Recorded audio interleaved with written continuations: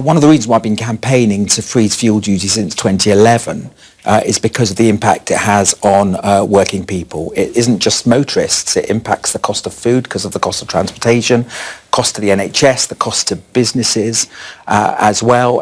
It impacts almost every part of our lives every time we put up fuel duty and hits people in their pockets. And if we aren't a government that is there to cut the cost of living for working people, we might as well back up and go home. And it's always people in well-off positions who say we should balance environmentalism on the backs of working people. And that is not the way to solve our problems. We can move towards green fuels, we can incentivise drivers to get green-friendly and electric cars, but we shouldn't tax people where it hurts them most. Well, it's interesting that the Treasury always manage to find billions from the back of the sofa, whether it's for HS2 or overseas aid when it is necessary.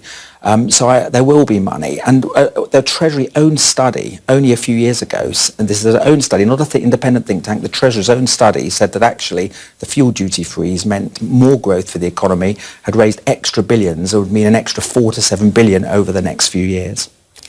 Well, we need to spend on the priorities of the British people. We need to spend on schools and hospitals and addressing social injustice, absolutely. But we also need to be the party that cuts the cost of living for ordinary folk. People struggle every day, and we need to make lives easier for people who just don't have enough money in their pockets. Fuel duty, every time it's raised, impacts everybody. I mean, I have had constituents who have had to sleep in car parks overnight because they couldn't afford to drive home to their area because of the cost of fuel. It's worth remembering also that since the 2016 referendum, fuel prices have gone up for everybody by about 15 to 20 pence. So the Treasury is getting more money anyway, and it's still 60% of what we pay at the petrol pumps goes in tax. So we're taxed quite enough, and if anything, the government should be looking to lower fuel duty and at least freeze it, but definitely not to raise it. Yeah.